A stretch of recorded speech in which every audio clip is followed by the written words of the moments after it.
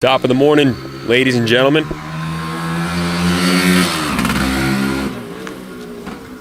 We've got this cherry, absolutely cherry KE.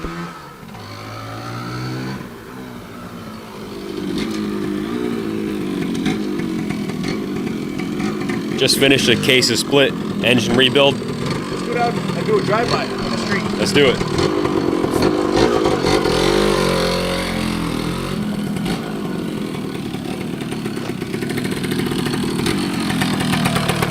Runs like a Rolex watch.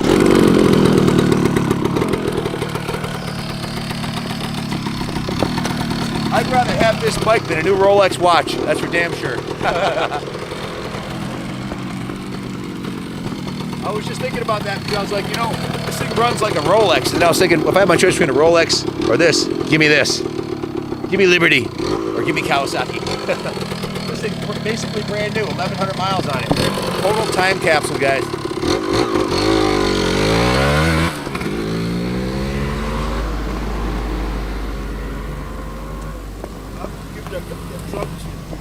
Thank you, Moses. It's funny, we had the same thought there, but I guess when you rebuild these classic two-strokes and they're running like new, that's the first thought that comes to mind, at least for us. Finely tuned.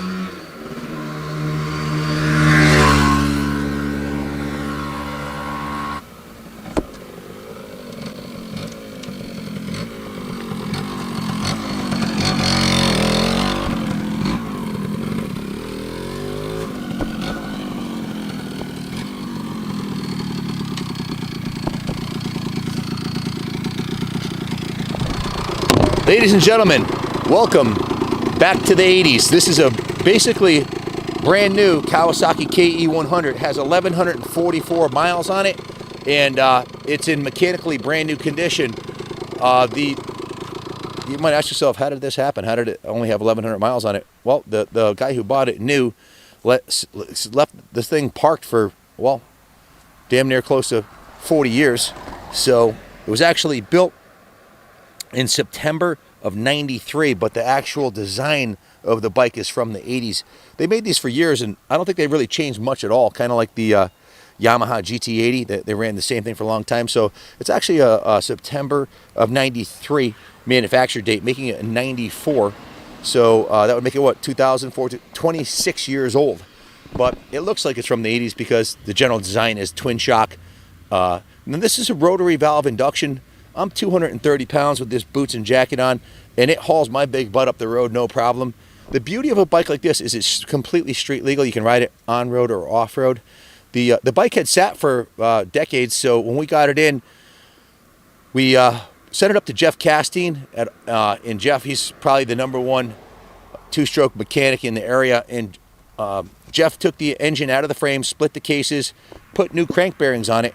I'm not sure why with 1,100 miles it needed crank bearings, but he put new crank bearings on it, cleaned up the top end, new base gasket, new head gasket, new spark plug, and also, now the guy who owned it was a beginning rider and wore out the clutch from slipping the clutch too much. So he put a new clutch basket in it and a clutch, so the engine's basically completely redone by the #1 guy we outsourced the motors to, Jeff.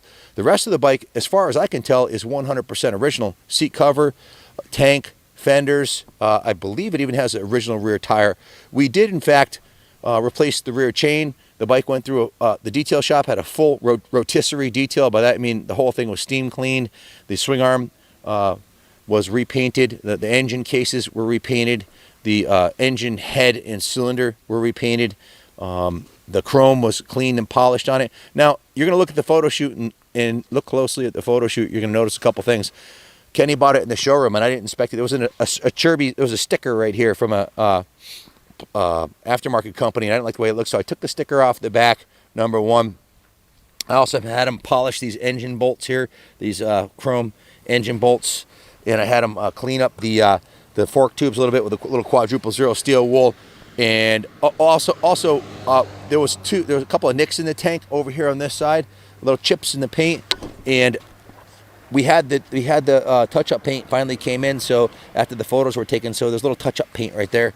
There's two little chips, one there and one there. But just wanted to point that out. So it's actually better than it was in the photo shoot. It went through the detail shop and got another couple hours of love, you know. So it's absolutely freaking spotless. Kenny took it out this morning, took it down to the first floor of the museum for the photo shoot, and he's like, Dad, it runs like a brand new motorcycle. Feels like a brand new bike.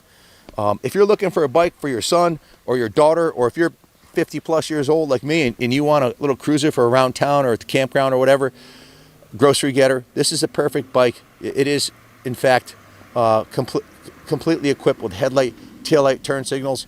We did put a new battery in it, so it is totally ready to go. The only issue the bike has right now is the lights aren't working on it. We've got about a 6-month backlog, and we're auctioning off this is number 157, I think, of the bikes we're auctioning off. The auction ends Saturday. We don't have time to fix this. We've got a 6-month backlog, and let me put it to you this way, okay? I've got a work order for over $2,000 worth of work that was done on this bike, plus the cost of it. We're at the point where, listen, we don't do this to make money. This is no get-rich-quick scheme. You know, splitting cases on an old two-stroke like this and rebuilding the new crank bearings and, you know, going through a bike like this, in all the detail shop work, there's a $2,000 plus work order. I don't want to get in any deeper on it. Plus, I paid a pretty penny for it. I didn't think it would need as much work as it did, which is often the case when you restore a vintage bike. It often costs you twice as much and takes twice as long. Bingo! That's what happened with this one. You know, when I bought it, if I knew I had to rebuild the crank and totally rebuild the motor, and it needed as much time as it needed labor and everything, I would have bailed on it, but I wouldn't have paid as much for it. But I did. So it's being sold as is without the lights working. It's probably a small electrical thing that can be fixed. We're backed up 6 months. We have 59 pan heads that were in shovel heads, bikes that are worth $20,000+ and CR500s that are $10,000+. I can't put any more time and money in this, so should be an easy fix getting the lights going. But I wanted to point that out. Just a stunner. Now, these are the original tires on the bike, and they're in good condition. The odometer is 1,144 miles on this thing. Okay, it's barely broken in. The whole thing is cosmetically in very, very good condition, and that's what sold me on it. Take a look inside the gas tank, Kenny. The gas tank looks like it just came out of the box at the factory, and we didn't clean it. The guy, when he parked it, drained the fuel out of it, and it's spotless. So it even has the break-in period sticker, which is the first time if you steam clean this thing or power wash it, that could blow right off. So, Junior, is there anything you'd like to add? Because I'm sold on the bike. You know, I think it's a kick-ass machine, and it runs like a brand new motorcycle, because it basically is. Guys, rotary two-stroke from the 90s, rad. 90s Kawasaki OEM graphics with a purple seat, rad. Two-stroke play bike. That's cherry with 1,100 miles on it. That doesn't look the same as the modern bikes. Kawasaki doesn't make a bike like this anymore.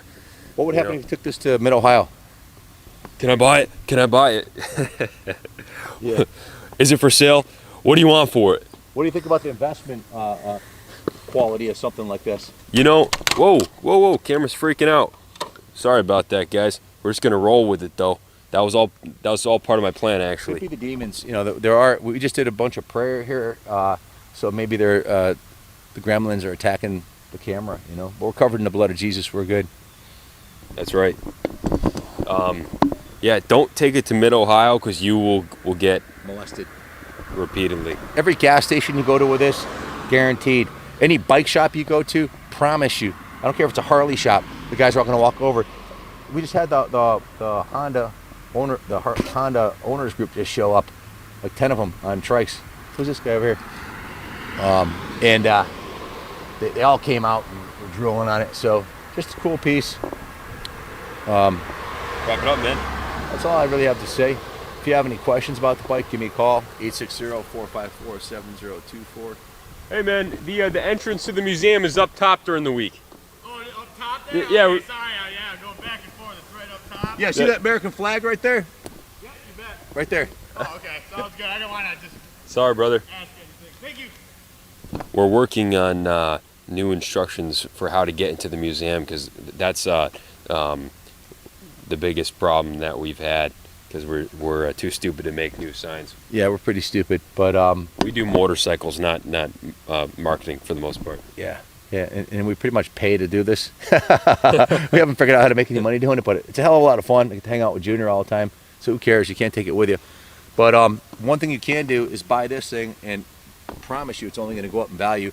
You buy a brand new, let's say you go buy a brand new TTR 125 from the dealership, the modern, or a Kawasaki KLX 140. It's going to depreciate 50% It's gonna cost in the first 2 years. $4 to $5,000 once you roll it out the door, and as soon as you roll it out, you're going to lose 25%. It's going to go from $4,000 to $2,900. And 5 years later, It's worth $1,500. So you can buy this bike 5 years from now. It's going to be worth more. It's like free fun. So I wish I could keep them all, but we've got a museum full of motorcycles. Millions of dollars have been invested here, and we get to play with these I get to own them for a little while. I get to the pleasure of resurrecting these. I may not make any money on this, but it was a hell of a lot of fun, and I learned something. And this YouTube video will be up forever, and for decades, people who resurrecting these will look at this and try to identify how the graphics go on it, because it's original. How does the seat cover supposed to look? What kind of fender is it supposed to have? And where do you mount the gauges? Well, or what kind of turn signals is it supposed to have? This is 100% bone stock original, and it's 27 years old, coming up on 30 years with 1,100 miles on it. So this is a kind of like it's a dime piece. It's a high watermark for originality. If I was judging this bike in a show, this would be for originality. It has a brand new gold chain on it. That's not original, and the grips are brand new. The worries. This would be like a 98 point bike.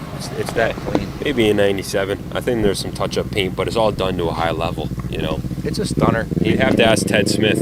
You're not going to find a nicer one anywhere. So if you're looking for a quality Yamaha DT100 or Kawasaki KE100, buy this bike.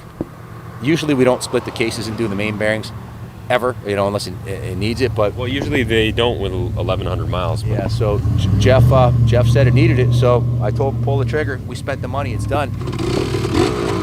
Thanks for watching, and God bless America. God bless Kawasaki Heavy Industries too.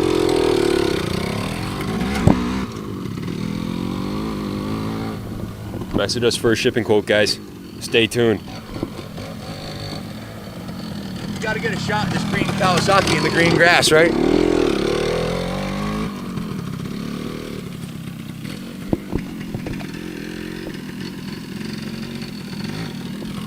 That's the beauty of an Enduro. I'm not going to take it up in the dirt and get it dirty, but this thing will go pretty much anywhere. Through the woods, on the road, whatever you want to do, man.